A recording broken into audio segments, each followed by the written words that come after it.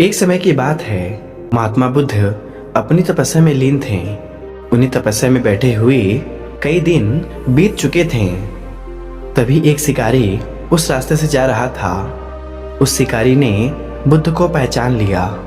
शिकारी ने महात्मा बुद्ध के बारे में बहुत बढ़ाई सुनी थी, किंतु वह बुद्ध की बढ़ाई से संतुष्ट नहीं था। उसने परीक्षा लेने के लिए सोचा।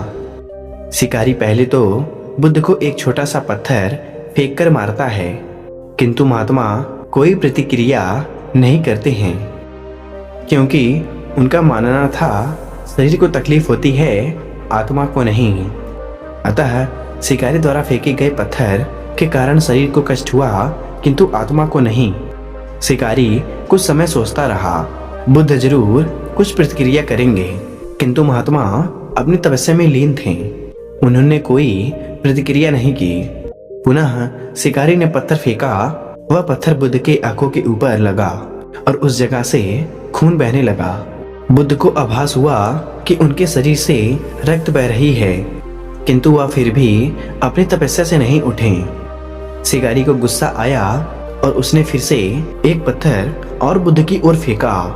बुद्ध के शरीर से अब खून अधिक बहने लगी। इतनी पीड़ा महसूस कर बुद्ध की आंखों से आंसू निकलने लगा। शिकारी ने महात्मा बुद्ध के पास जाकर पूछा, आपको जब मैंने पत्थर मारा तो आपने कोई प्रतिक्रिया नहीं दी। बुद्ध ने बड़े ही सरलता के साथ कहा, क्योंकि इससे मेरे शरीर को कष्ट हुआ, किंतु मेरे मन को नहीं। शिकारी अचंभित रह गया। उसने पूछा, फिर आपके आंखों से आंसू क्यों बह रहे हैं? इस पर महात्मा बुद्ध ने कहा, तुम्हारे द्वारा किए गए अनुचित कार्यों के परिणामों के बारे में मेरा मन, मेरी आत्मा विचार कर रो रही है। तुमने इतना बड़ा पाप किया है, तुम्हें कैसी सजा मिलेगी? बुद्ध की बातों को सुनकर शिकारी महात्मा बुद्ध के चरणों में नतमस्तक हुआ और उनसे क्षमा याचना करने लगा। बुद्ध क्षमाशील व्यक्ति थे। उन्होंने तुरंत शिकारी को क्षमा कर दिया और अपना आशीर्वाद भी दिया। वह शिकारी महात्मा बुद्ध का आशीर्वाद पाकर एक महान व्यक्ति और साधक के रूप में जीवन व्यतीत करने लगा।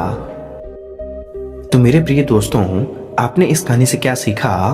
कमेंट बॉक्स में जरूर बताएं और ऐसे ही प्रेरक कहानियों के लिए चैनल को सब्सक्राइब कर दें। धन्यवाद।